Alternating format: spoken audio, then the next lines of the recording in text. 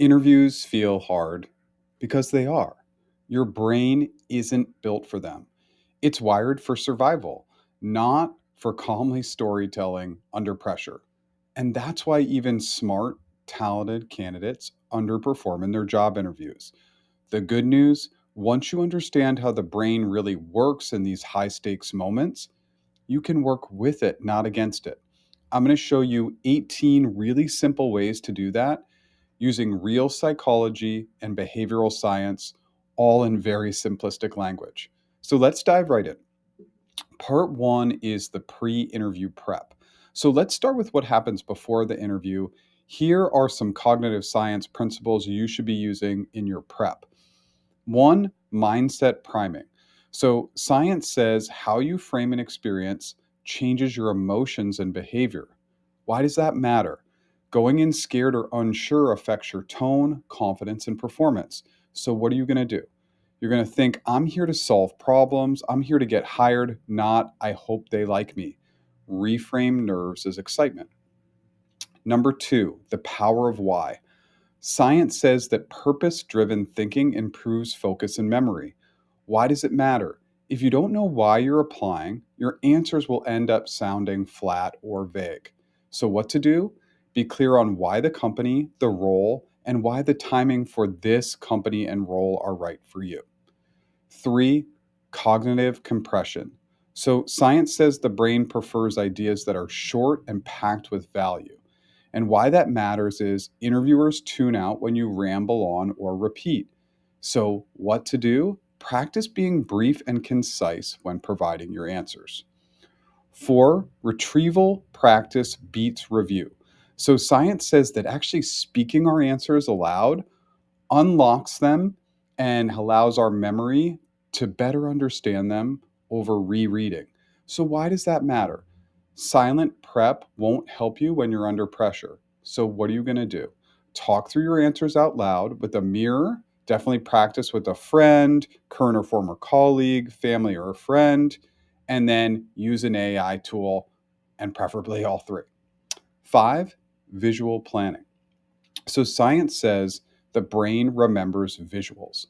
So why it matters. Your best stories are forgotten unless they're easy for your interviewers to picture them. So what do?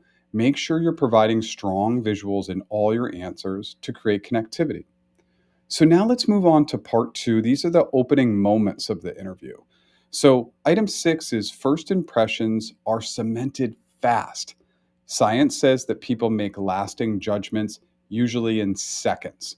So why does it matter? If you start with this unsure, ambiguous state, they'll see your whole interview that way.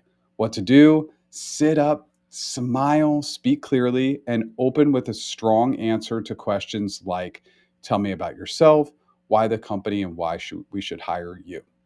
Seven is emotional contagion. Science says people unconsciously mimic the emotions of others. So, why does it matter? If you sound dull or nervous or cold or flat, they'll feel it too. What to do? Bring positive energy in. Use rhythm, warmth, and steady pacing in your voice. Number eight, interviewer attention span. We've talked a lot about this in the videos. Science says listeners lose focus quickly, especially with no visuals. So, why does it matter? Extremely long answers can feel overwhelming and confusing. So, what to do?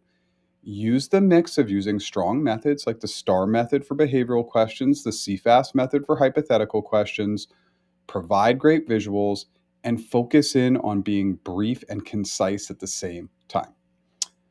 So, now let's dive into part three. This is during your answers. So, item nine is information chunking. Our brains can only hold on to a limited amount of information at one time.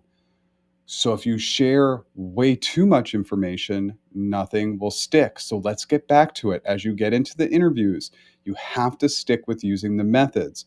This will allow them to hear your answers in a structured and organized way and allow you to provide the right level of detail. Let's go to item 10, past to future projection. So, science says people imagine future scenarios to make decisions. So, why does it matter?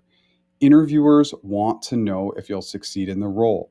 So, what do I want you to do? Focus on the how in your answers. How you've done it in the past, the behavioral answers, and then how you would do it if you're put in a hypothetical scenario, asked a hypothetical question. 11 is visual encoding for memory. So, science says that images activate more brain regions than abstract or general words. So, why does it matter? People forget words, but they remember pictures. Use strong imagery. Instead of talking about food, for example, talk about pepperoni pizza. Food creates no visual, pepperoni pizza creates a very, very specific visual. Item 12, self reference effect. So, science says that people remember things better when it relates to them and their needs. So, why it matters? The best stories are the ones that connect to the company and the goals of that specific position that you're interviewing for. So, what to do? Focus on behavioral answers that connect to the role. And when answering hypothetical questions, always solve like you're already in the role. Item 13, confirmation bias. Science says that once someone forms an opinion, they'll look for evidence to confirm it. So, why does this matter?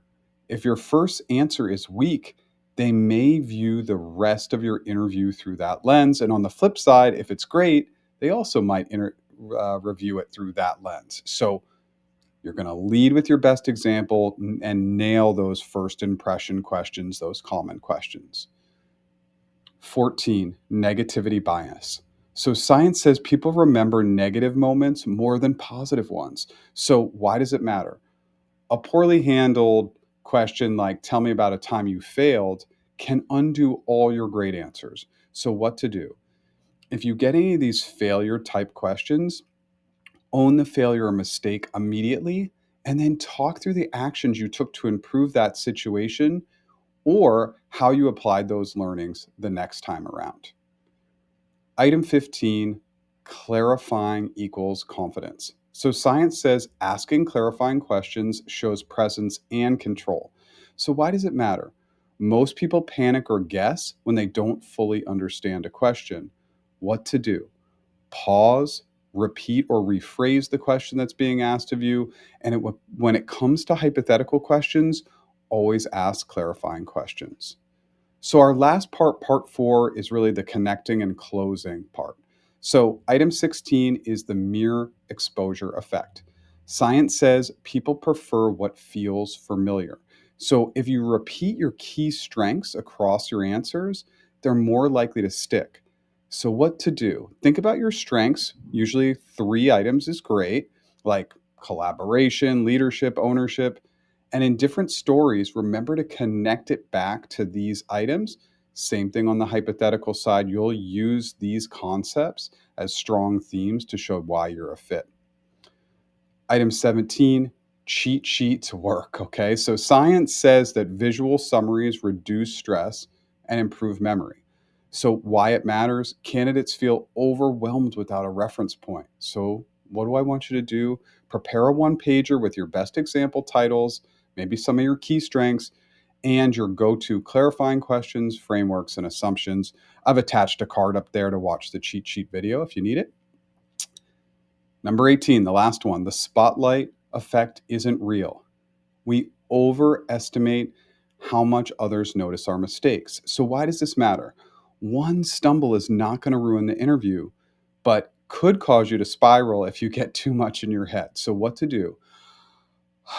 Breathe, pause, and ask for time if needed. And remember, you've done all the prep, you got this. So, remember, interviews aren't about having perfect answers. They're about managing your mind, making it easy for others to understand you, and helping interviewers picture you in the role. The people who perform the best do not wing it. They prepare in a way that works with how our brain operates. So if you're serious about landing the job, start treating the interview prep like a skill, not a guessing game. I wish you the best of luck.